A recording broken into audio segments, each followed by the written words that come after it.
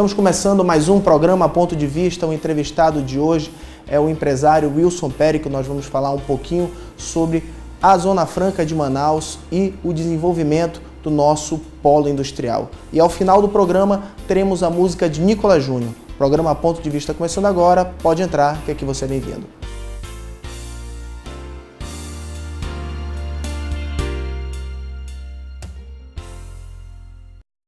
De volta com o programa Ponto de Vista, o entrevistado de hoje é um cidadão do Amazonas que vai falar um pouquinho dessa história também, e também empresário, diretor industrial da Thomson Multimídia e presidente do Sindicato das Indústrias de Aparelhos Eletroeletrônicos e Similares de Manaus. Vou falar com o Wilson Périco.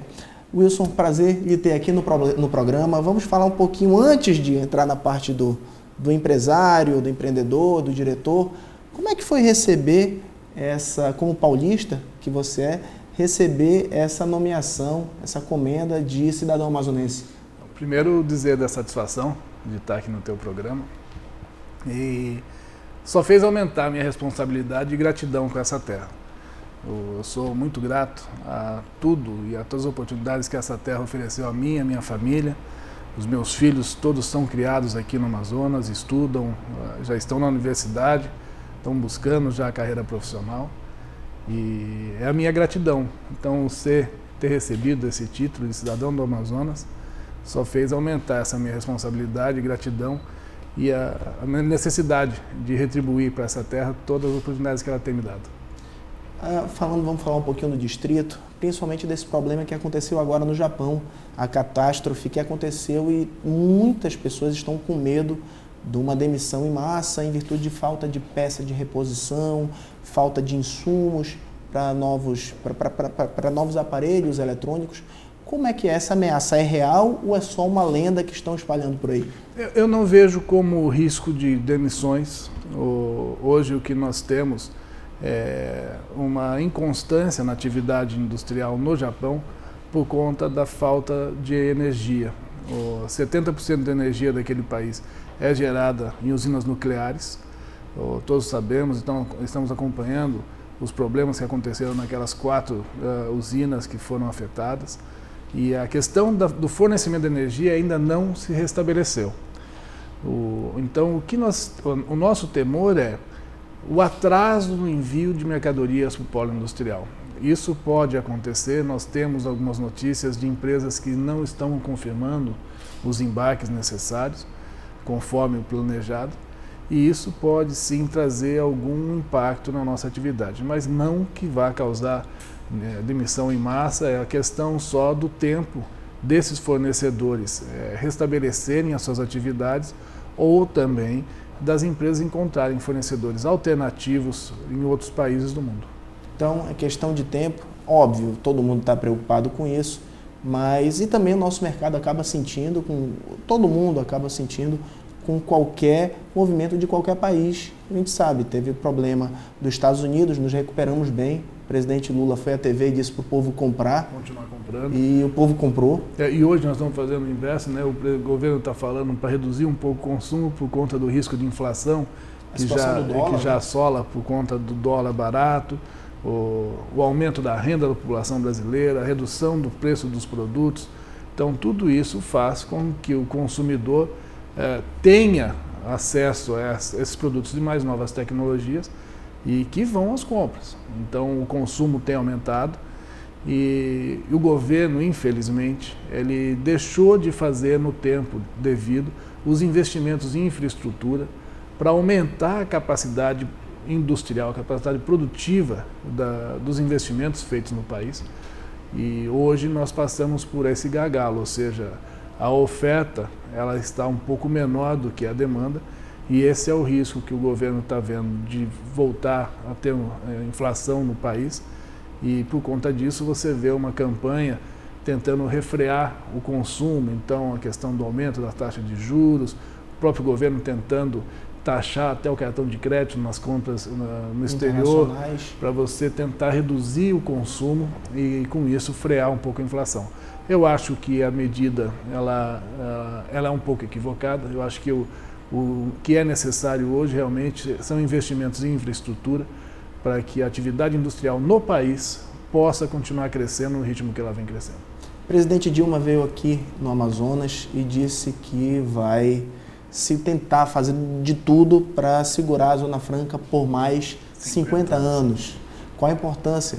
Obviamente, todo mundo sabe a importância da Zona Franca, mas de uma declaração dessa, principalmente nesse momento de crescimento do distrito. É positivo, é bastante positivo o posicionamento dela. Aliás, ela está cumprindo com uma promessa de campanha.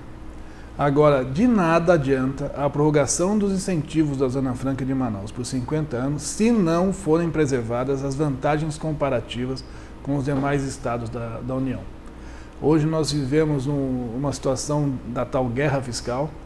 Existem artimanhas que são utilizadas. Um exemplo que eu uso sempre é a tão falada Lei de Informática, que equalizou os incentivos fiscais em todo o país, ou seja, tirando da nossa região as vantagens que tinha, porque a hora que você equaliza para todo o território, nós temos uma desvantagem por questões logísticas.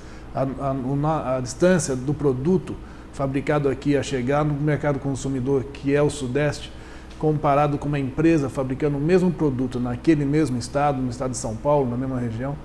Então, o custo da logística faz com que a competitividade das empresas instaladas no polo industrial seja menor. Então, nós temos sim que agradecer a presidente por esse cumprimento de uma promessa, ou seja, de buscar a prorrogação da Zona Franca de Manaus por mais 50 anos, mas também cobrar dela medidas que preservem as vantagens comparativas da nossa região. Principalmente depois do que nós vimos essa semana, quanto à produção do iPad, que virá a ser produzido no Brasil, mas tem um estudo que está sendo divulgado que a Foxconn vai acabar não abrindo na fábrica em Manaus, e sim em Jundiaí.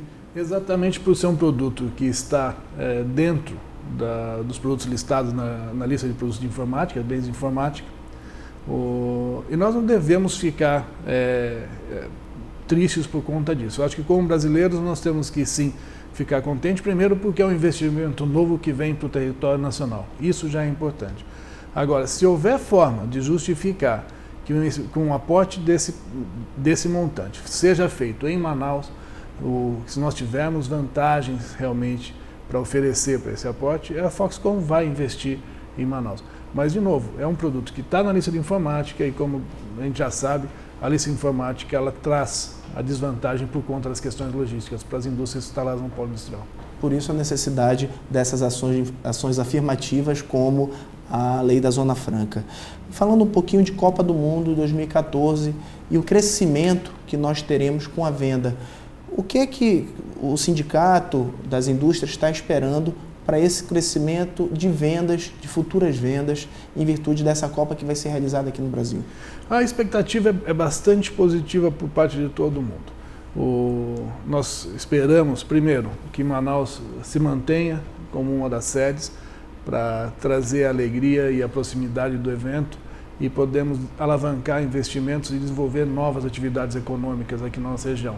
O turismo, principalmente, então existem vários investimentos já em hotelaria que vão trazer possibilidades de alavancarmos outras atividades econômicas e não ficarmos tão dependentes do polo industrial. Com relação à venda de produtos, isso já está acontecendo, como eu te falei. Então, televisores de última geração, como LED e LCD, que ora custavam 20, 24 mil reais há 5, 6 anos atrás, hoje você já encontra TVs de LCD de 42 polegadas sendo vendidas a 2 mil reais. Com o aumento da renda da população, a facilidade de acesso ao crédito e financiamento, o consumo deve aumentar. A atividade industrial vai acompanhar esse consumo, nós temos condições de atender esse consumo com os investimentos feitos no país, porém nós precisamos que o poder público faça a parte dele, que é exatamente são os investimentos necessários em infraestrutura logística, então o aeroporto, o porto, e a questão da energia elétrica, que é muito deficiente na nossa região. Ok, vou fazer só um pequeno intervalo, a gente volta já já falando sobre esse assunto, principalmente da Copa de 2014, no próximo bloco. Volto já já com o Wilson Périco.